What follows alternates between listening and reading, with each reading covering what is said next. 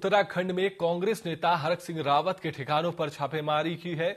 उनके defence colony स्थित आवास पर छापेमारी हुई है। जानकारी के मुताबिक यह मनी लॉन्ड्रिंग से जुड़ा मामला है। हरक सिंह के अलावा ये छापेमारी दिल्ली, उत्तराखंड, चंडीगढ़ में 1 दर्जन से ज्यादा ठिकानों पर चल रही है। आपको बता दें कि इससे पहले दिल्ली जल बोर्ड में भ्रष्टाचार के मामले में ईडी ने कार्रवाई की थी। केंद्रीय एजेंसी ने सीएम केजरीवाल के निजी सचिव विभव कुमार और राज्यसभा सांसद एनडी गुप्ता समेत कई आप नेताओं के घर पर छापेमारी की थी।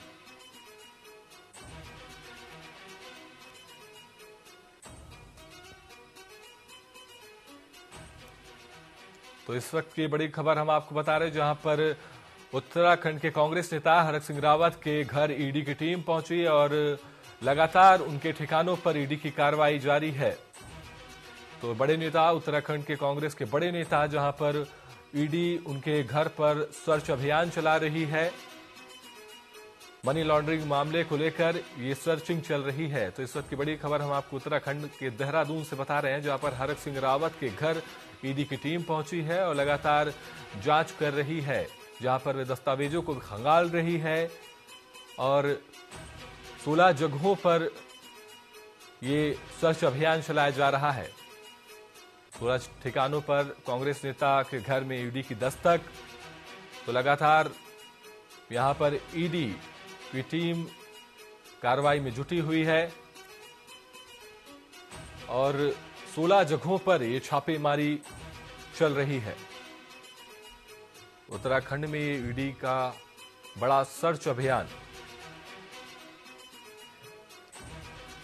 ज्यादा जानकारी के लिए हमारे साथ जुड़ चुके हैं हमारे संवाददाता वैभव पटेवा। तो वैभव, हरक सिंह रावत के घर ईडी की टीम पहुंची है, किस तरह से देखा जाना चाहिए? जितेंद्र, आपको बता दूं, आज सुबह ही जो ईडी की टीम है वो मनी लॉन्ड्रिंग मामलों को लेकर हरक सिंह रावत, जो कि पूर्व कैबिनेट मंत्री और कांग्रेस के वरिष्ठ नेता हैं, उनके घर पर छापेमारी कर रही है। वहीं हरक सिंह रावत भी अभी अपने निवास पर मौजूद हैं। ईडी की टीम उनके दस्तावेजों को यहाँ पर खंगाल रही है। साथ साथ जो उनके 16 जगहों पर है, जो उनके जो करीबी हैं, उनके यहाँ भी यहाँ पर ईडी की जो है सर्च ऑपरेशन यहाँ पर चल रहा है। जो उनके कार्यकाल में उनके करीबी लोग रहे, तो कहने मनी लॉन्ड्रिंग मामले में उनको भी यहाँ पे घिरता हुआ देखा जा रहा है। सिद्धांत जी, और 16 जगहों पर ये छापेमार कार्रवाई चल रही है, तो इसको किस तरह से देखा जाना चाहिए? क्या कुछ प्रतिक्रिया कांग्रेस नेता की तरफ से अभी तक आई है? क्या कुछ अभी हरक सिंह रावत है और मीडिया से रूबरू नहीं हुआ, अभी घर के अंदर ही मौजूद है। जो ईडी के अधिकारी हैं लगातार उनसे संपर्क में हैं और अभी ईडी के जो अधिकारी हैं वो अपनी फोटोशेट मशीन भी अंदर ले गए हैं। तो माना जा रहा है कि वो उनके जो दस्तावेज है उनकी वो फोटोकॉपी करके भी अपने साथ ले जाएंगे। साथ ही साथ जो लॉकर खोलने के एक्सपर्ट होते हैं उनको भी बुलाया गया है, वो भी अंदर मौजूद है। जो लॉकर खोल के उनके पास जो भी जानकारी मिलती है, दस्तावेज वगैरह अगर जो मिलते हैं वो उनके साथ लेके जाएंगे। और बात करेंगे प्रतिक्रिया की, तो अभी हरक सिंह रावत ने कोई प्रतिक्रिया यहाँ पर नहीं दी है। वहीं कांग्रेसी नेताओं की बात है, कांग्रेसी नेता भी अभी चुप्पी साधे हुए इस मामले पर। जी सिद्धांत, अगर बात की जाए, ईडी की जो टीम कार्रवाई कर रही है, छापेमार कार्रवाई कर रही है, पर क्या अभी तक कोई सफलता यहां पर अधिकारियों को मिल पाई है क्या? सिद्धांत, आपको बता दूं, अभी तक ईडी के जो अधिकारी हैं वो बाहर मीडिया से रूबरू होने नहीं आए, ना ही वो अभी हरक सिंह रावत के घर से बाहर निकले हैं। यहाँ पर जैसे ही बाहर कुछ निकलते हैं तो उनसे जरूर मीडिया वाले कुछ ना कुछ सवाल हैं वो करने वाले हैं कि आखिरकार उनको ईडी के छापा जो पड़ा है हरक सिंह रावत के घर में, तो उनमें उन्हें किस प्रकार की सफलता यहाँ पर मिली है। जैसे भी अपडेट मिलता है मैं आपको जरूर अपडेट करता हूँ। सिद्धांत जी, मैं आपको रोकना चाहूंगा, आपसे फिर बात करेंगे। हमारे साथ कांग्रेस के प्रवक्ता जुड़ चुके हैं।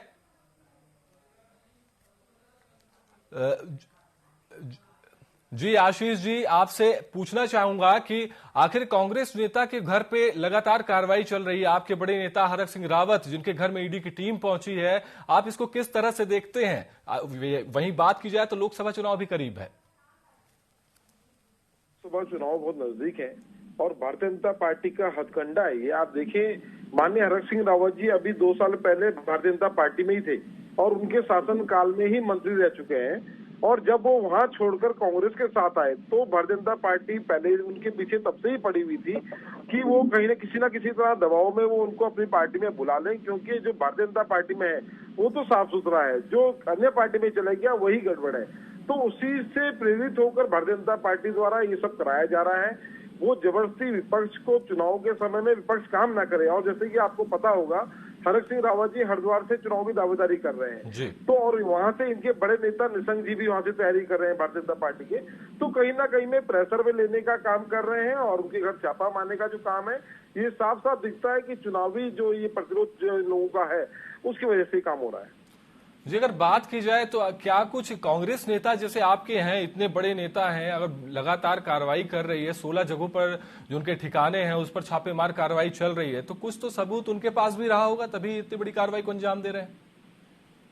देखिए, कार्रवाई करना एक अलग चीज है। अगर कार्रवाई हो रही है, उनके खिलाफ कुछ पकड़ा जाता है तो उस पर कोई कुछ नहीं बोल सकता है। इस चीज में हम क्या बोलते हैं कि अगर आप उन्होंने गलत किया है तो उसको तो कोई भी पार्टी नहीं बचा सकती है।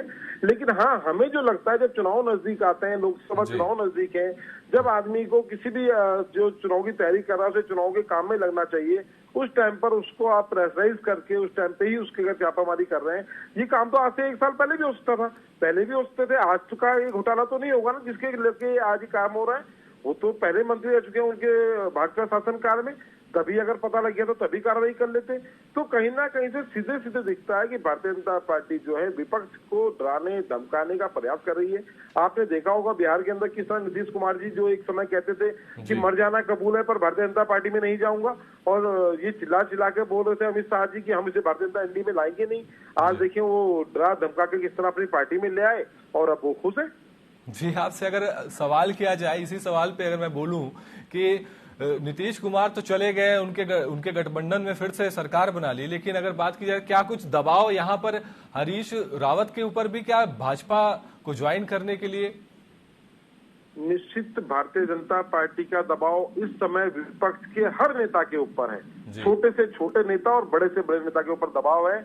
और आप देख रहे हो किस तरह उत्तराखंड के अंदर ये पकड़ पकड़ कर अपनी पार्टी में ज्वाइनिंग करा रहे हैं और पूरे देश में यही हाल चल रहा है। अभी मैं देख रहा था न्यूज चैनल के माध्यम से, यूपी के अंदर भी इन्होंने इंडिया गठबंधन की कोई पार्टी है जिसके साथ एनडीए ने गठबंधन कर दिया और 4 सीटें दी है। तो हर जगह इनका यही काम चल रहा है। सिर्फ भारतीय जनता पार्टी वाले सोचते हैं कि हम ही सही है, बाकी अन्य पार्टी में रहने वाला हर आदमी गलत है। अगर आज अरविंद केजरीवाल ने भी कुछ टाइम पहले बयान दिया कि मेरे पे दबाव बनाया जा रहा है, तो निश्चित भारतीय जनता पार्टी, और आप देखें चंडीगढ़ के अंदर क्या हुआ, लोकतंत्र की खुलेआम हत्या होती है। इसमें सिर्फ उसी अधिकारी के ऊपर कार्रवाई नहीं होनी चाहिए जिसने लोकतंत्र की हत्या करी, जिसने करवाई है उसके ऊपर उससे बड़ी कार्रवाई होनी चाहिए कि इस तरह कोई आने वाले समय में लोकतंत्र की हत्या ना कर पाए। जी, हमसे बात करने के लिए आपका शुक्रिया आशीष जी। तो बड़ी खबर हम आपको बता रहे हैं जहां पर हरक सिंह रावत के घर ईडी की टीम पहुंची है।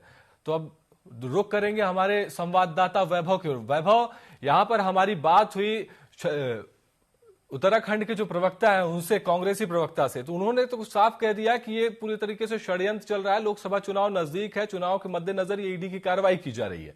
इस पे क्या कुछ टिप्पणी? सिद्धांत कहीं अगर देखा जाए तो कहीं ना कहीं जो लोकसभा चुनाव का भी दबाव यहाँ पर हो सकता है कि क्योंकि हरक सिंह रावत भी लगातार हरिद्वार से टिकट मांग रहे हैं कांग्रेस की तरफ से। वहीं इनके जो बड़े नेता हैं बीजेपी के निशंक, वो भी लगातार वहां से दावेदारी कर रहे हैं। पूरा अभी वर्तमान में सांसद भी है, तो कहने लगता है भाजपा को कि हरक सिंह रावत एक मजबूत यहाँ पर चेहरा हो सकता है कांग्रेस की तरफ से। क्या था, इस वजह से भी यहाँ पर दबाव बनाया जा सकता है ईडी को भेजकर यहाँ पर।